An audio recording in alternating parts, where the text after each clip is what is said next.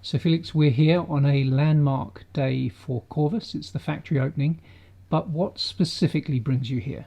Yeah, so we won AIDA Cruises cruise ships which were traveling around the world. And we as AIDA, as part of the Carnival Group, the biggest cruise company in the world, have a clear green cruising strategy.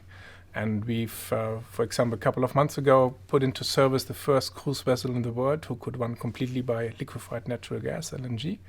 And we've also made huge investment in our ships to reduce our ecological footprint by implementing shore power connections.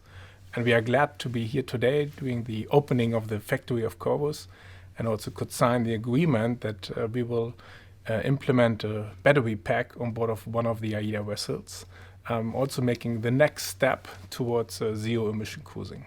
Now, the vessel in question is the AIDA Perla. It was built in Japan, which itself is a landmark move, and it'd be interesting to hear a little bit more about that. And of course, what you've opted for is the 10 megawatt variant. Perhaps you can say a few words around that. Yeah, AIDA Perla was one of our prototype ships which helped us bringing LNG into cruising ship operation, and is now used as pilot ship as well to have larger cruise vessels also being run, partly at least also with battery packs. So the 10 megawatts you were referring to will be the hugest installation of a battery pack in the marine industry for passenger shippings. And we believe it's now the right time to really make those investments. And for sure, it will be a pilot project for us as well. And we will learn a lot of insights, which we will then use for our larger fleet inside the Carnival Group. Perhaps you can say a little bit more about the two of the things you said there, this being the right time and the investment. So we believe that with 10 megawatts, for sure, it's not just that you can fill capacity of electricity for a couple of cabins, but this is a real value behind where we can really use that battery power for a certain period to really run the ship on.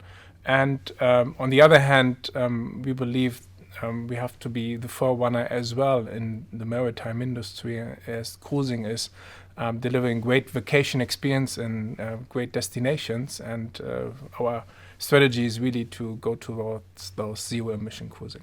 How did you satisfy yourself that the recharging and the infrastructure that's needed to operate a vessel in this way is available? I think we had the same questions when we started 10 years ago with LNG. And honestly, there was no supply chain available for LNG. There was even no rules available that you can have LNG stored on a passenger vessel. But we were confident that this is the right way to do, and technology is available. And I think similar in returns, or now it goes into batteries as well. We believe somebody has to do that first step. And we are happy that we can sign that agreement here today. And scrolling forward, what is your expectation in terms of how you run your future fleet and how you future-proof your fleet? Do you imagine that an increasing number of your vessels will be run on batteries or LNG or a combination of the two? And if so, in what ratio? Yeah, I think the question is on the time perspective. So for sure, we believe that it will be a combination. So currently, LNG is the fossil fuel with the lowest impact in terms of emissions. And that's the next step, which we can combine with, for example, shore power connection while we are on port, and even got additional support now with the first experience on batteries. In parallel, honestly, we're also having projects available with fuel cells and so on. So I think really future will tell us with all the insights we are getting from the various projects what the right combination will be in future. Now, obviously, we are in a competitive industry, but we shouldn't compete on environmental things. If you had any advice, perhaps 3 bits of advice for any cruise operator looking to make an investment such as yourself in a technology such as this, what would you advise and why? I think it's not about advice. I think we see a lot of R&D projects inside the cruise industries, from us inside the Carnival Group, but even other cruise lines. And I think what you really could see is that cruising is pretty much the innovative part of the overall shipping industry.